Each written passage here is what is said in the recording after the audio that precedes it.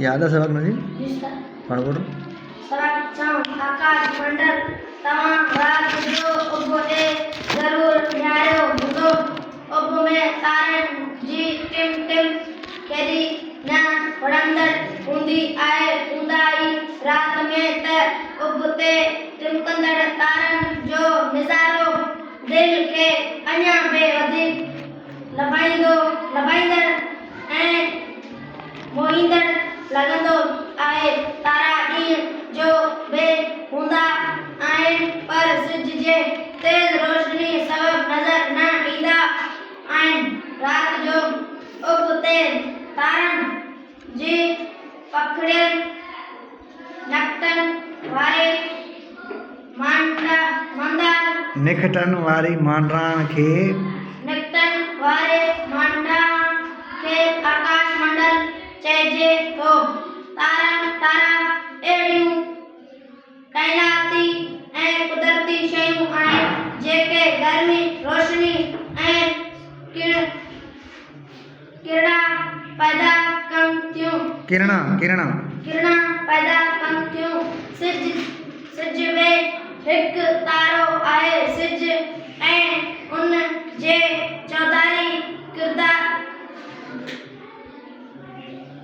गर्दश कंदड़ शयुनि खे शमसी निज़ाम चइबो आहे। हिन शमसी निज़ाम में ग्रह ऐं उपग्रह अची वञनि था।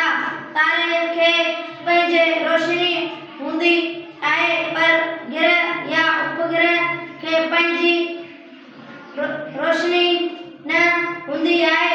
नंढा वॾा ग्रह सिज जे चौधारी गर्दश कंदा आहिनि। उपग्रह वरी ग्रह जे चौधारी चकर लॻाईंदा आहिनि। असां जे धरतीअ में हिकु ग्रह आहे ऐं चंड असां जे धरतीअ जो हिकु उपग्रह आहे जेको असां जे धरतीअ जे चौधारी फिरे थो। अॻु में मुखिया नव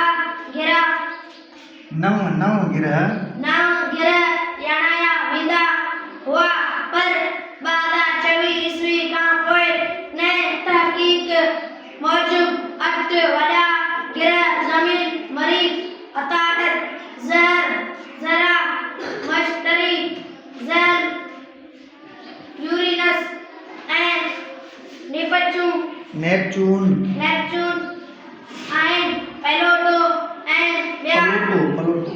प्लूटो ऐं ॿिया नंढा ग्रह बि आहिनि। आकाश मंडल में के तारा अलॻि अलॻि ॾिसबा आहिनि के मुख़्तलिफ़ जुर्मटनि जे सूरत में नज़र ईंदा आहिनि। जुर्मटनि जे सूरत में नज़र ईंदा आहिनि। उन्हनि जुर्मटनि जा नाला आसमान में आहिनि। जे बिहक जे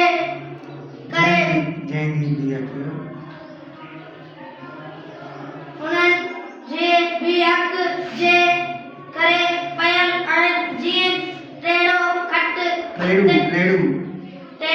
खट कती विचूं वग़ैरह। टेड़ू में टिन तारनि जे कतार थिए थी ऐं खट में 4 तारा नज़र ईंदा आहिनि। कनि तारनि जा ख़ासि नाला बि आहिनि जीअं कुतब तारो विहाउ या असुर वारो तारो वग़ैरह।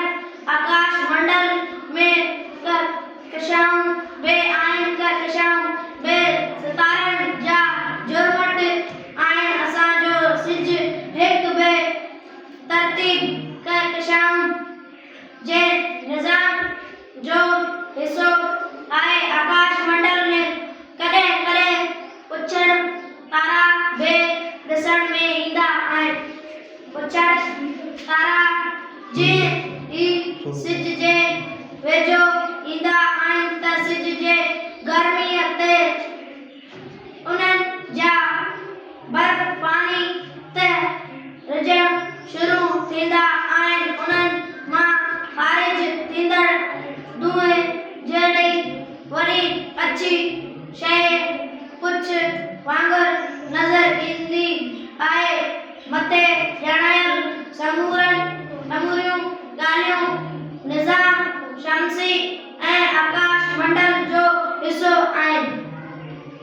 पूरो थी वियो बाबा जी सर